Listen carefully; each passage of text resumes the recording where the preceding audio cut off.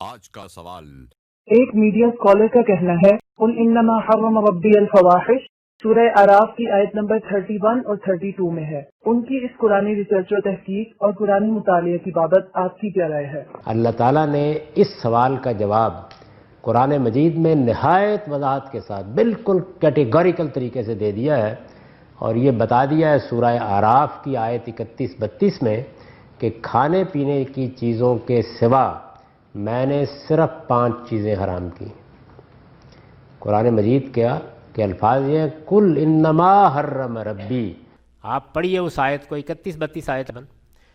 کل انما حرم ربی الفواحش ما ظہر منہا وما بطن۔ جی میں آپ کے سوال کی تائید کرتا ہوں کہ قل انما حرم ربی الفواحش یہ سورہ اعراف کی آیت نمبر 31 اور 32 میں نہیں ہے،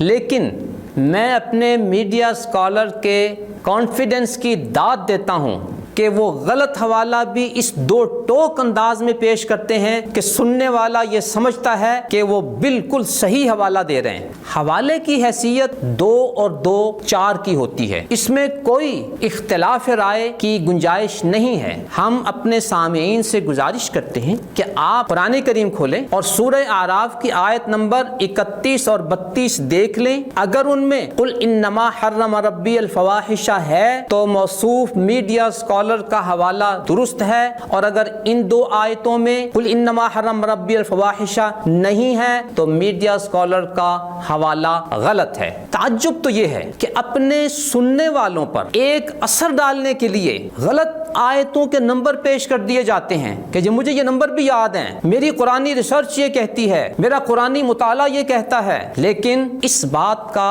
خیال نہیں ہوتا کیا میں آیتوں کا حوالہ درست بھی دے رہا ہوں یا نہیں۔ دوسرا سوال کہ جس طرح موصوف میڈیا اسکالر آیتوں کا غلط حوالہ اس 2 ٹوک انداز میں بڑے کانفیڈنس سے بیان کر رہے ہیں، وہ اپنے غلط افکار و نظریات کو بھی اسی 2 ٹوک اور کانفیڈنس کے انداز میں بیان کر رہے ہوتے ہیں کہ میں بالکل صحیح بات کر رہا ہوں، اس کے علاوہ اور کوئی بات صحیح اور درست نہیں ہے۔ سننے والا ان کے اس انداز سے متاثر ہو جاتا ہے، لیکن حقیقت کی تہ تک پہنچنا یہ ہر آدمی کے بس کی بات نہیں ہوتی، اور موصوف میڈیا اسکالر اپنے اس انداز اور لوگوں کی سادگی سے فائدہ اٹھاتے ہوئے اپنے افکار و نظریات لوگوں پر مسلط کرنے میں کامیاب رہتے ہیں۔ جی محترم سامعین، جس طرح ہمارے موصوف میڈیا اسکالر آیتوں کا غلط حوالہ بڑے 2 ٹوک انداز میں اور بڑے کانفیڈنس سے بیان کرتے ہیں، بعینی اسی طرح قل انما حرم